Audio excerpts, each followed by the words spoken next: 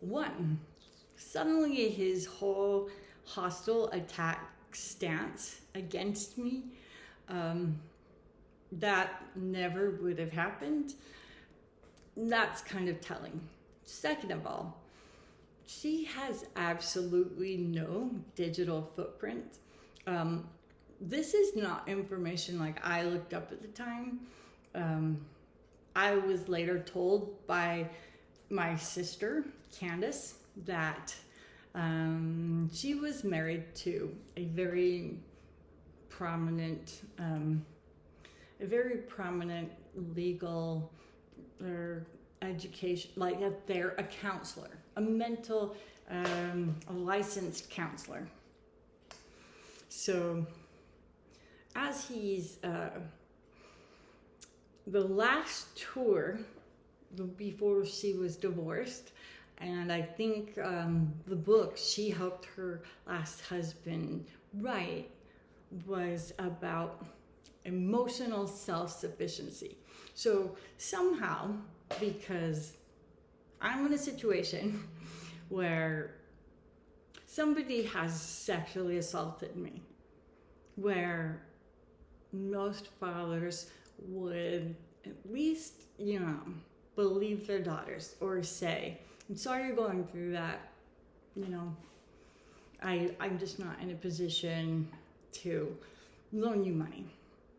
That, no, he went on an annihilation campaign to sever any support I had at all.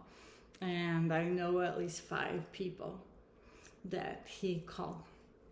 And that tells you a lot about who he is and a lot about who she is. That they're traveling the whole world. That, if you look up his Wikipedia page, he's a billionaire. I'm not saying he has to lend me money. I'm just saying, what do you tell yourself when you can't just say no? You have to destroy someone. And here's the thing, supposedly Susan is best friends with, she's best friends with the wife who just died. And there's no amount of money that I am going to, but that she's hired a reputation manager, and that she has wiped all traces of this huge church scandal that was at the highest level in the whole state, and there is not one trace, and you can't find anything with her name. That she is doing reputation repair on whatever she knew about who my dad was, that the ex-wife told her. And that explains a lot. And when people come on here and say, hey, internet, please do your thing. Please.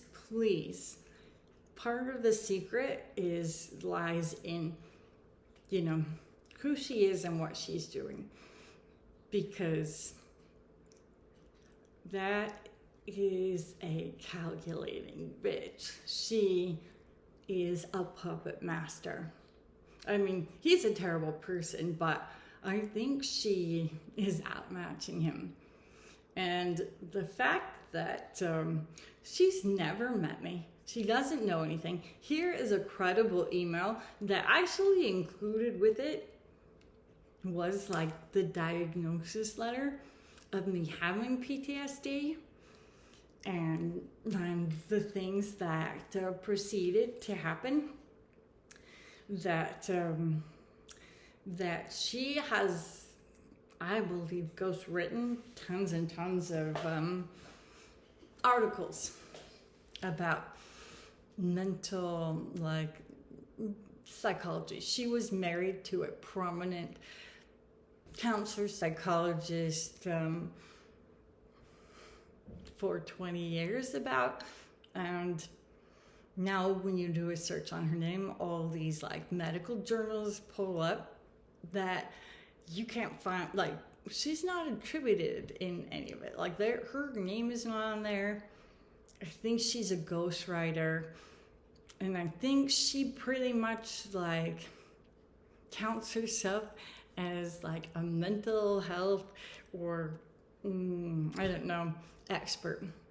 And I know that some part of her, you know, being a gold digger, some part of her was like, no, this daughter we're going to annihilate her.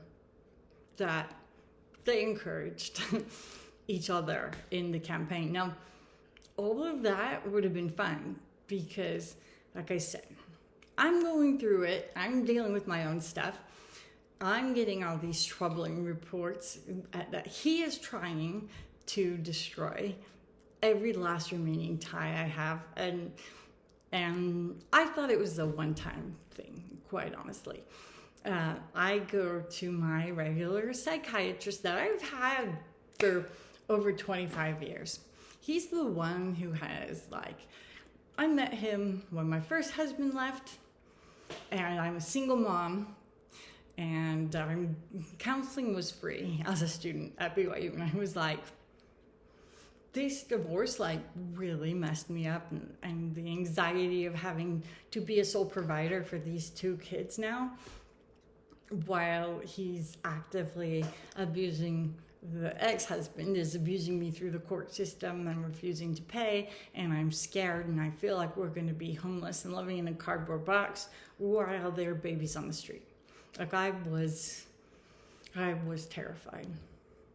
And that he was my doctor when I was at BYU. So I've known him for like over 25 years. He has the whole background of what happened in my house, and he has the whole background up to modern day. Everything. Over 25 years. He knows everything. And he's the one who said, you know, what USPS is doing, asking you to continue to go into what is one of the most dangerous workplaces I've ever heard of, you know, that was a quote verbatim. And I included that in the letter.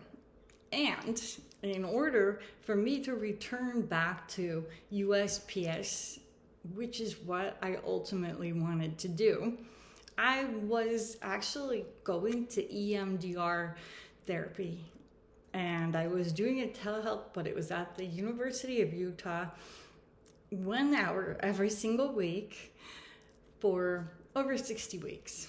So that I also have receipts of that. I was getting the trauma taken care of.